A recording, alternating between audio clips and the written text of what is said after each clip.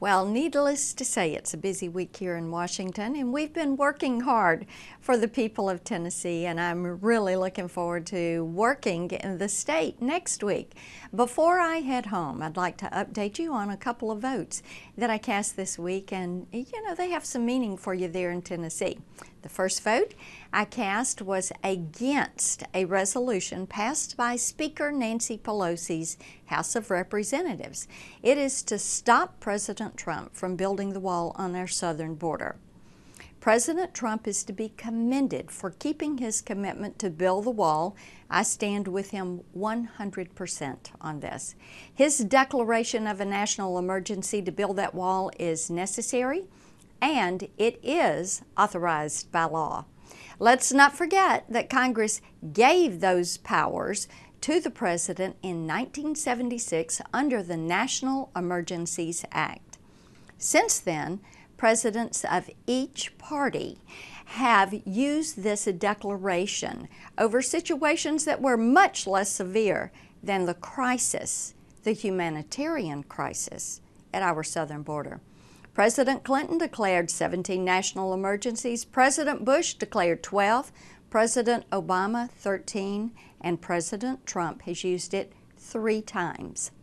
If President Obama can declare a national emergency over the swine flu for a year, then President Trump surely should declare a national emergency over the crisis that has escalated for years. Just last month, 254 pounds of fentanyl were seized at the border. That would have killed millions of Americans. Until we secure that border and stop the flow of drug and sex and human trafficking, every state is a border state and every town is a border town. I will continue to stand with the President to protect our citizens from the scourge of crime and drugs that are pouring across our southern border. We must do all we can to secure the border and defend our sovereignty. The second vote that I cast this week that you'll like to know about was to confirm Neomi as a U.S. Circuit Judge for the District of Columbia. President Trump made an outstanding choice with Ms. Rao, and she is going to do an excellent job serving on the D.C. Circuit. Tennesseans have regularly said to me over the last several years, one of the things that concerns them most is the judges who serve on our federal bench. They want judges who will faithfully interpret the Constitution, not legislate from the bench. In my meetings with Ms. Rao, I was so impressed by her expertise, preparation, integrity, and her understanding of the Constitution. Women in Washington, especially conservative women, often have to work twice as hard and prove twice as capable as men just to be considered for the same position.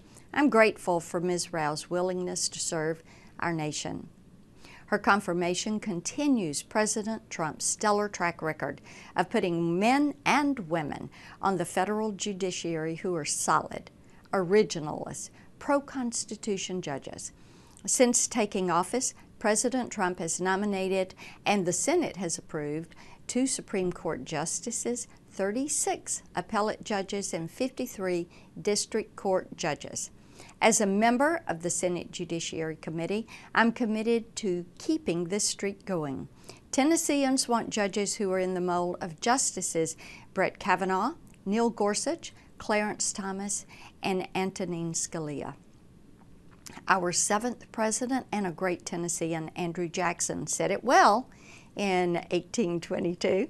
He said, all the rights secured to the citizens under the Constitution are worth nothing and a mere bubble, except guaranteed to them by an independent and virtuous judiciary. I urge you to visit my website, blackburn.senate.gov, to follow my work on behalf of Tennesseans to uphold the rule of law and to keep our people safe. Thank you and have a great weekend.